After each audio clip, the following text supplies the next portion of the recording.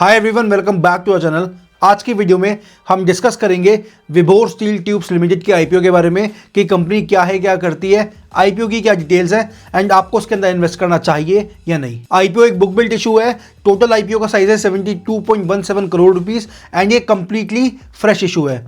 Now IPO live होगा 13 फरवरी को, IPO close होगा 15 फरवरी को, आईपीओ के शेयर्स की अलॉटमेंट का बेसिस फाइनलाइज होगा 16 फरवरी को एंड शेयर्स बीएसई और एनएसई पे लिस्ट होंगे 20 फरवरी को। क्योंकि आईपीओ बुक बिल्ट इशू है तो उसका प्राइस बैंड है 141 रुपीज से लेके 151 रुपीज पर शेयर तक।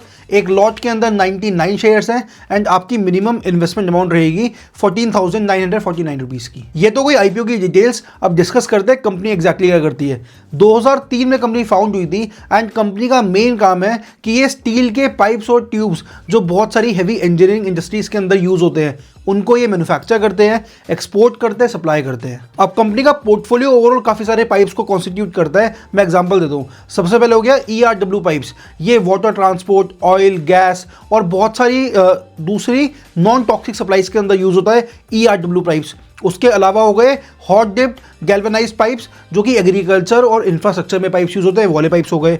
उसके अलावा हॉलो सेक्शन पाइप्स जो कि स्क्वायर और रेक्टेंगुलर फॉर्म्स में होते हैं, ये वो भी बनाते हैं। उसके अलावा प्राइमर पेंटेड पाइप्स ये बनाते हैं। उसके अलावा crash barriers for applications in railways, highways, roads, जो आपने देखा होगा आजकल साइट्स में लगते हैं जो क्रैश बैरियर्स, जो जिनसे क्रैश बचाने के लिए पाइप्स जो लगते हैं, ये वो वाले पाइप्स भी बनाते हैं। नाउ कंपनी की दो मैन्युफैक्चरिंग फैसिलिटीज है, एक महाराष्ट्र के अंदर, एक तेलंगाना के अंदर एंड इनका एक वेयर हाउस है हिसार, हरियाणा के अंदर।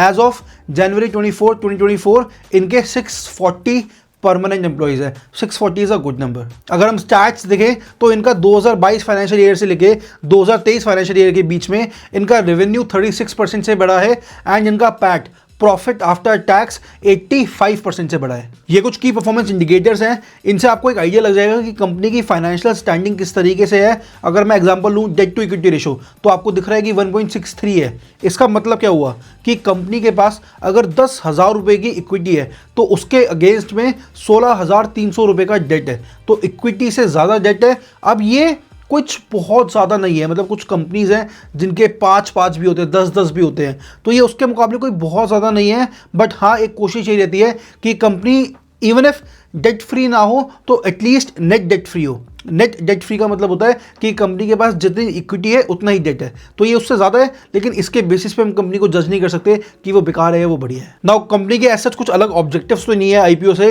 नॉर्मल सिंपल है कि उनको वर्किंग कैपिटल की रिक्वायरमेंट्स फुलफिल करनी है, कॉर्पोरेट एक्सपेंसेस करने हैं।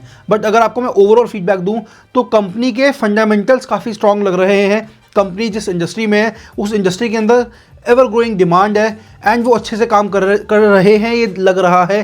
अगर उनके हम स्टैट्स देखें, अगर ओवरऑल देखें तो मेरा फीडबैक ये है कि आप इस आईपीओ के अंदर इन्वेस्ट कर सकते हो।